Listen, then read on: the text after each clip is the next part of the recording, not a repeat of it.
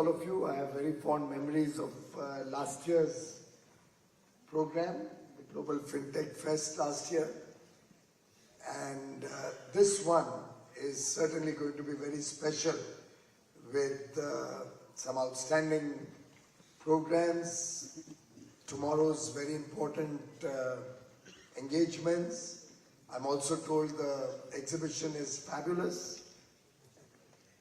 Truly, the global fintech has arrived in our home city of Mumbai. A big congratulations to all the organizers. I'm really proud to stand here today as we've gone from being merely a participant in technology, in global trade, to today a principal architect of the fintech world.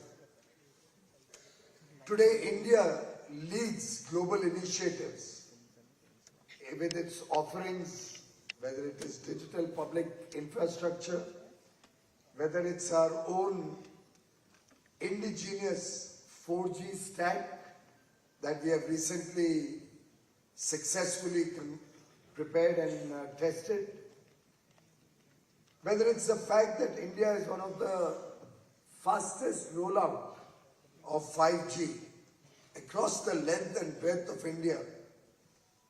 In fact, on many occasions when I'm at international programs or international visits, and I think I said this in Singapore just 3 or 4 days back also, it's a pleasure to use 5G in India, wherever you may be, including long highway and expressway drives, whereas in some of the very prominent capitals of the most advanced economies, you're not sure when your mobile will switch to 3G or sometimes even 2G. That's the strength of India when we pick up a subject and we take it to its logical end. And that's where decisive leadership that Prime Minister Modi brings to the table matters and influences India's trajectory of growth, India's adoption of modern technologies, India's role in the future world of technology, trade, and as a trusted partner for global engagement. In fact, today technology has become a driver also of inclusive growth in the country. The way we have been able to build in resilience in our digital offerings, the way our success stories in the digital world are helping us provide service to the last man at the bottom of the pyramid. Everybody today is empowered with digital tools across the country. After all, having 1 billion plus internet users is no mean achievement. And this could not have happened without all our industry participants and the government working hand in hand as partners towards prosperity. And I'm very, very sure that the future holds very many good tidings for you and for every citizen of this country. Friends, only yesterday we celebrated Honorable Prime Minister having completed 24 years as a head of government, first as Chief Minister of Gujarat, then as Prime Minister of India. It was a momentous day. Clearly, an unblemished track record of 50 years of public service, half of them in government, serving society with a never say no spirit, never giving up in the most adverse circumstances, converting every adversity into an opportunity, bringing to the fore a society which is not wanting for the basic needs of society, food, clothing, shelter, whether it's quality healthcare, quality education, empowering 1.4 billion Indians to be participants of the world's fastest growing economy, contributing with a spirit of dedication and duty is what drives the Indian growth story going forward. And his own dedication, his own commitment to national good, to public good is evident with his relentless pursuit of Viksit Bharat 2047. That burning desire that today 1.4 billion people are inspired to have, thanks to Prime Minister Narendra Modi's dedication to making this a reality, his vision for the country. I think no power on earth can stop India from becoming a developed and prosperous nation when we celebrate 100 years of independence. And this cannot happen without the adoption of technology, without the digital world keeping abreast with what is happening in the world, without our trade partnerships increasing across the world. And all of this rests on India being looked upon as a trusted partner of the world. We saw during COVID that while many countries were not able to meet their commitments, particularly international global commitments, we in India, and I would say all of you had a very big role to play in that, we met every international commitment, whether on goods or services. People quickly rejigged into working from home. Policies, regulations were amended at breakneck speed so that we did not let down a single commitment made to any part of the world. Our global capability centers in India, our back offices, our IT services, our technology, design, R&D services, our export of products, everything works seamlessly. Indian logistics, Indian power supply utilities, and the resilience of our people were on test, and we came out honorably, so much so that today the world looks upon India with trust and with the confidence that when you work with India, you are guaranteed of high quality talent, high quality skill, high quality goods and services. You have a commitment of timely delivery. You are a trusted partner of the world. And that, ladies and gentlemen, is something we need to celebrate, something we should be proud of.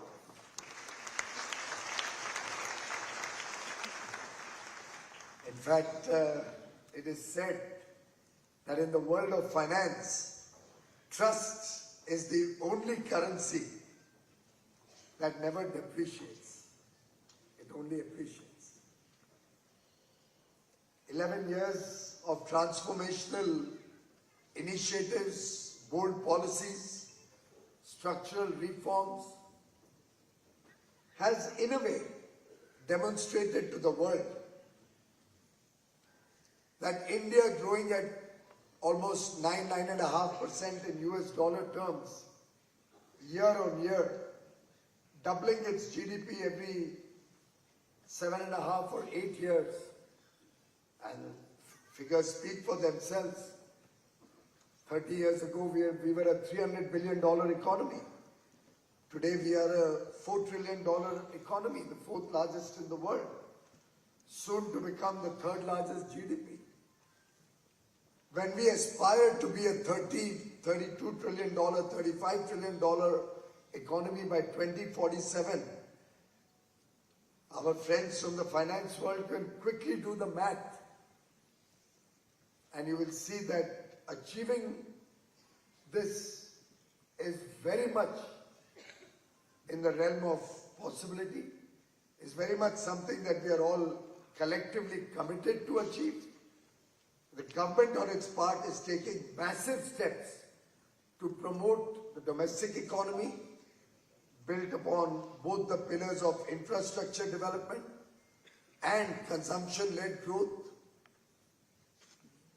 Government is committed to expand international trade, so much so that despite all the global turbulence that we read about, we see every single day, we hear about it across the world. The World Bank is, or the WTO has just come out with latest numbers talking about global trade growth, international trade growth falling into less than 1%. In the first 6 months of this year, ladies and gentlemen, April to September, while final figures will be out next week, we are on positive territory in export, both in goods and in services. With an aggregate growth of between 4 and 5% over the last 6 months. That is India's resilience. That is the strength of young India.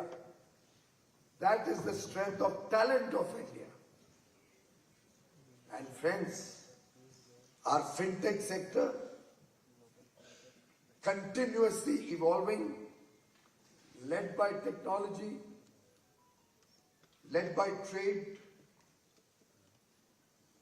powered by trust, is at the forefront of this journey of growth, of this journey of the future. After all, when we launched the Made in India initiative 11 years ago, or when Digital India was launched about 10 years ago, when Startup India was launched, when we came up with newer and newer initiatives like an Aadhaar identification for every individual in the country, when we rolled out the telecom sector in a massive way to reach the remotest corners of the country, when we worked to make sure every home, every farm has electricity all the time, when we are working towards taking water to every home through the Jal Jeevan mission, this focus on strengthening, on empowering every citizen with a quality home, with quality sanitation, quality cooking medium, all of these are empowering a young boy or girl today to dream big, to aim big. Having these big aspirations is what defines India. And friends, I think the current country today is at an inflection point with strong macroeconomic fundamentals, expanding our trade relations with developed countries around the world, focusing on empowering customers with high quality and low taxes. I'm sure you've all celebrated GST Utsav from 22nd September with a massive reduction in GST rates, almost in every item of day-to-day use. Consumption will also get a boost, along with the focus on infrastructure sectors. Honorable Prime Minister is in the next couple of hours going to launch Mumbai's new airport, world-class airport.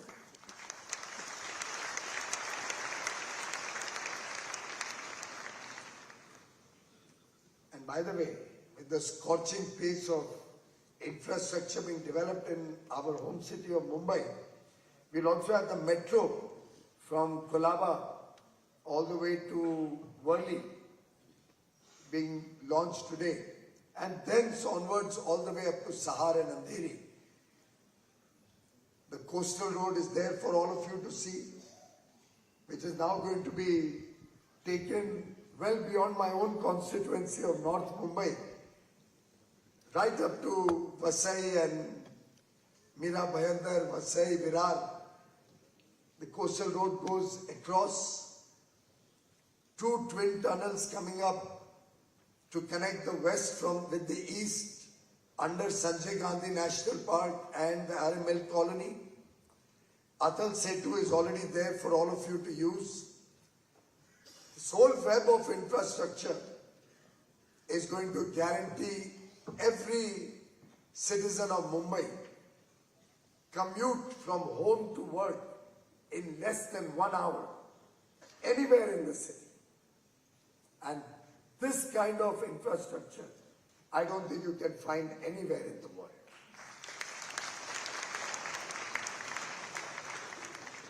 Very often when I talk to investors, they acknowledge that our airports are amongst the best in the world. And we've doubled our airports from 74 to 158 it was, now it will become 160. Mumbai starting and Delhi in another couple of months. 160 airports. Good modern airports. Port capacity has doubled. Vadhavan will soon come up in North Mumbai. And mind you, all of these are enablers for greater trade. All of these are being built on the strength of digital technologies, modern technologies, quality which is world class. And therefore, today when we talk about India, we are talking about our role in global trade, in global technology advancements. As the Honorable Prime Minister said, technology must be an instrument of equality, not privilege. And he has lived up to this. He has ensured that technology is available at affordable prices. Our data costs are what, 3% of American costs? Or barely 10% of global average cost of data? We have a single electricity grid across the length and breadth of India, 500 gigawatt capacity, of which 50% is clean renewable energy. Next 5 years we'll double from 250 to 500 gigawatt of renewable energy.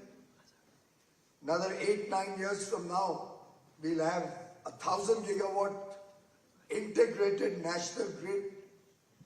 Ladies and gentlemen, the world cannot find a better place than India, with trusted partnerships and the resilience of a 500 gigawatt national integrated grid, with 24-hour renewable energy available at under 8 or 9 cents a kilowatt hour for data centers, for applied artificial intelligence to be developed in India, for growth of the most modern technologies from India for the rest of the world. And I do see that going forward, our young men and women are going to be at the forefront of artificial intelligence, forefront of technology advancements in this field. Because not only do we have talent and skill, not only do we have large volumes of data, but the fact is that we have young entrepreneurs with innovative mindset, willing to explore new ideas willing to challenge themselves, willing to work hard. And this heady mix is going to drive the Indian economy going forward. We will certainly be creating more accessibility, scalability, and connectivity, along with security in the years to come, which will empower our own digital foray. Today, UPI is becoming more and more prominent, not only in India, but across the world. Day before yesterday, I launched UPI in Doha and Qatar, where now it is being used for transactions even in the shopping malls.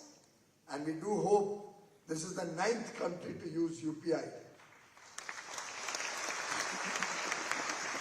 Compliments to Mr. Dilip Aspe, I saw him in the room somewhere, and his team at UPI. And I wish them well in their future endeavors to take UPI global. Our diplomacy today rests on strong ties with different countries.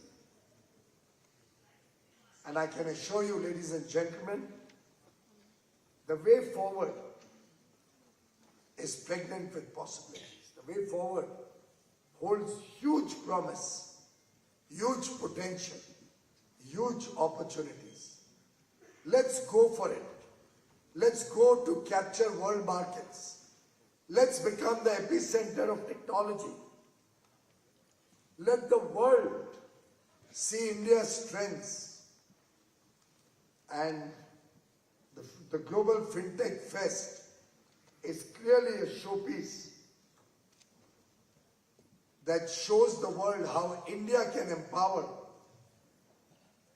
through finance, through technology, the world economy, how we can make the world a better place to live in, how India will power the world of artificial intelligence, how we will look at augmented intelligence becoming a part of our day-to-day life, because we in India never fight shy of technology and technology advancements. We adopt technology. We become pioneers. We are at the forefront of technology. Just like the Y2K moment was our first foray in the IT sector, and since then we've never looked back. Let artificial intelligence become the next frontier of technology that India will adopt, that India will take forward, and India will take leadership positions in the world of artificial intelligence, innovation, and inclusive growth, powering the Indian economy on the strength of the world's trust on us, on the strength of our talent, our youthful population, our technological prowess, and the collective commitment of 1.4 billion Indians. 140 crore भारतवासी जब पूरी शिद्दत के साथ ये तय कर लेंगे कि हमें विकसित भारत बनना है 2047 तक, तो हमारे मुंबई का शाहरुख खान ने जिस प्रकार से ओम शांति ओम में भी कहा, सारी कायनात भी आपके साथ खड़ी होगी आपको सफल बनाने। बहुत बहुत